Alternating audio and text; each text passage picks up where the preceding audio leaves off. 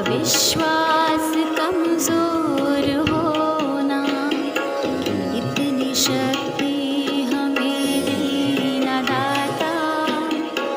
मन का विश्वास कमजोर होना, हम चले नेक रास्ते पे, हमसे भूल कर भी कोई भूल होना, इतनी शक्ति हमें देना दाता।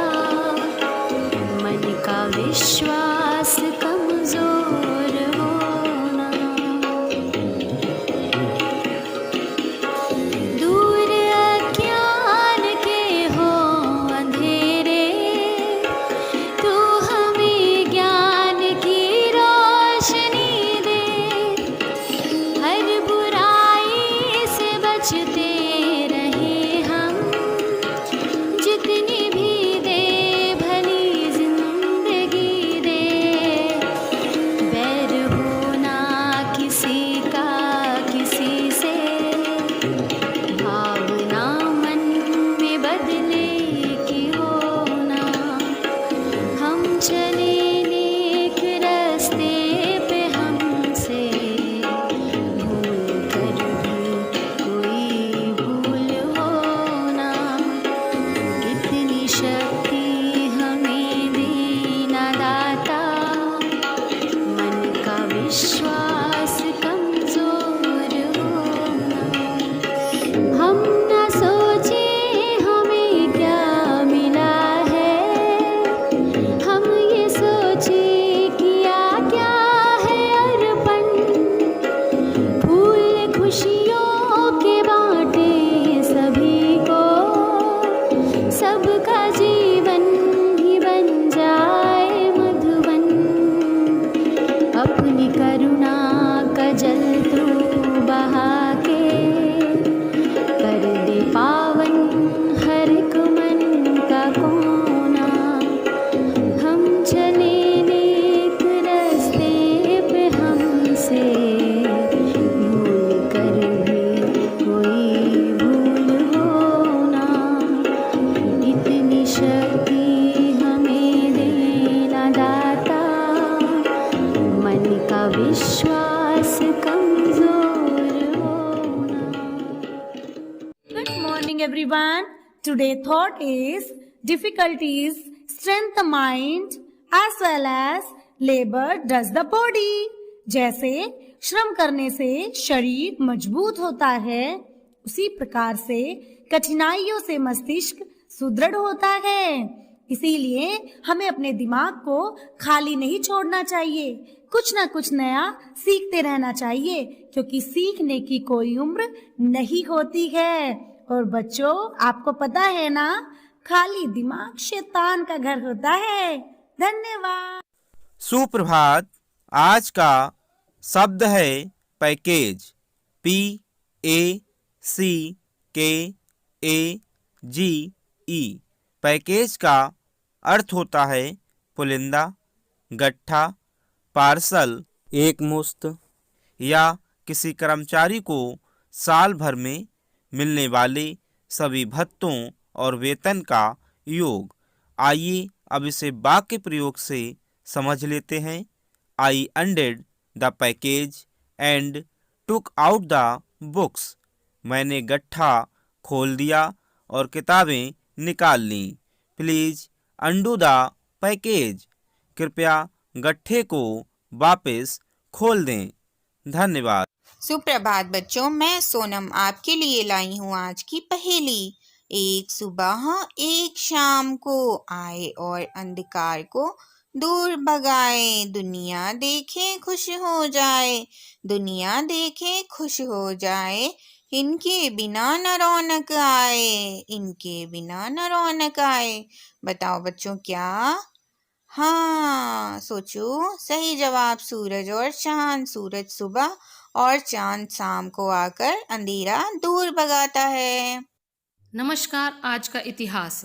आज के दिन 12 फरवरी 1928 में गांधी जी ने बारदोली में सत्याग्रह की घोषणा की। यह एक प्रमुख किसान आंदोलन था जिसका नेतृत्व सरदार वल्लभ भाई पटेल ने किया। उस समय अंग्रेजी सरकार ने किसानों के लगान में 22% तक की वृद्धि कर दी थी। पटेल ने इस वृद्धि का जमकर विरोध किया और इस विरोध को देखते हुए अंग्रेजी सरकार को अपना यह कठोर नियम वापस लेना पड़ा और वृद्धि की दर 6% करनी पड़ी। और अगली खबर हमारी आज ही की 12 फरवरी 1975 में भारत ने खुद को चेचक मुक्त घोषित किया। इसे शीतला, बड़ी माता, स्मॉल पॉक्स के नाम से भी जाना जाता है। यह एक विषाणु जनित रोग है और एक संक्रामक बीमारी भी है और आज के दिन भारत ने अपने आप को चेचक मुक्त घोषित किया। धन्यवाद। नमस्कार, प्रस्तुत है आज का विशेष। आज के विशेष में चेचक एक महामारी। चेचक मनुष्य द्वारा ज्ञात सबसे जानलेवा बीमारियों में से एक। चेचक भी एकमात्र ऐसा मानव रोग है जिसे टीकाकरण द्वारा उन्मूलित किया जा चुका है। चेचक के विशेष लक्षणों की शुरुआत वेरियोला मेजर वायरस के संपर्क में आने के लगभग 2 हफ्ते बाद बुखार और सुस्ती के साथ शुरू होते थे तथा इसके लगभग 30% मामलों में मौत हो जाती थी। 1980 में विश्व स्वास्थ्य संगठन ने आधिकारिक रूप से चेचक के उन्मूलन की घोषणा की। चेचक के टीके की खोज 1975 में एडवर्ड जेनर ने की थी। धन्यवाद। Hello everyone, quiz of the day में आज है देश और उनकी राजधानियां। तंजानिया अफ्रीका महाद्वीप के पूर्वी भाग में स्थित एक देश है। इसका राष्ट्रगान गॉड ब्लेस अफ्रीका है और इसकी राजधानी दोदोमा है। जाम्बिया गणराज्य दक्षिणी अफ्रीका में स्थित एक लैंडलॉक्ड देश है। इसका राष्ट्रगान है जाम्बिया के लिए उठो और गाओ स्वतंत्र और गर्व से और इसकी राजधानी लुसाका है। अल्जीरिया अफ्रीका के मगरेब क्षेत्र में स्थित एक देश है। इसकी राजधानी और सबसे अधिक आबादी वाला शहर अल्जीयर्स है। इसका राष्ट्रगान है हम प्रण लेते हैं। रुवांडा मध्य पूर्व अफ्रीका में स्थित एक देश है जो भारत के केरल राज्य से भी छोटा है। इसकी राजधानी किगाली और राष्ट्रगान रुवांडा नजीजा है। आज के लिए इतना ही, धन्यवाद। सुप्रभात बच्चों, मैं सोनम आपके लिए लाई हूँ आज की कविता जड़ और फूल। एक पेड़ था गुलमोहर का, फूल खिले गुलदस्ते जैसे, फूलों को शैतानी सूझी, जड़ नहीं हो हमारे जैसे। अभिमान हो गया सुंदरता का, बदसूरत कहकर हंसी उड़ाई। इंतजार किया सही समय का, उस समय चुपचाप रही। वर्षा आई, बादल गरजे, बिजली चमकी जोर शोर से, गिरकर बिजली गुलमोहर पर टूट किया चहुओर ओर से। वर्षा बीती, सर्दी बीती, बसंत आया झूम झूम कर। चमत्कार फिर हुआ, पेड़ पर पत्ते निकले हरित होकर। कलियों से वे फूल बन गए। जड़ ने पूछा क्या हाल है भाई। फूल हुए बहुत शर्मिंदा, अपनी गलती समझ में आई। नवकुसुमित पुष्पों ने समझा, जड़ के बिन नहीं अस्तित्व हमारा। बार बार फिर क्षमा मांग कर बोले, सचमुच तुम हो प्यारा। हेलो एवरीवन, आज की कहानी है बड़ा खूब है पर गुना नहीं। एक राजा ने अपने पुत्र को ज्योतिष की विद्या सीखने के लिए एक प्रसिद्ध ज्योतिषी के यहाँ भेजा। ज्योतिषी का बेटा और राजकुमार दोनों साथ ही शिक्षा प्राप्त करने लगे। कई वर्ष बाद शिक्षा प्राप्त करके ज्योतिषी के साथ राजकुमार वापस आया।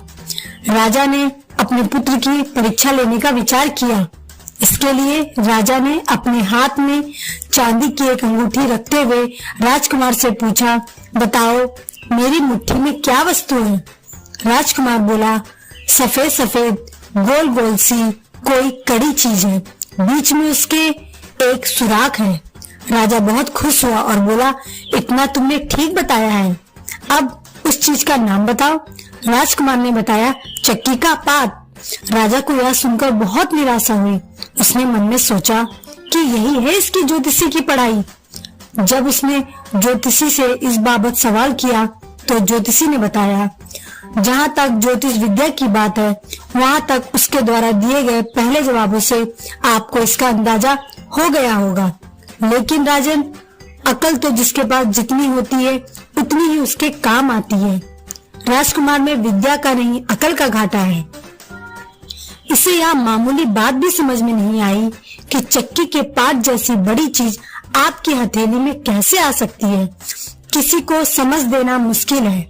इसलिए मैं यह कहता हूँ कि इसने पढ़ा तो खूब है, पर गुना नहीं। आज के लिए इतना ही, धन्यवाद। नमस्कार। आज मोटिवेट और सेल्फ का विषय है प्रचलित शब्दों की दृष्टि में शिक्षक का व्यवहार।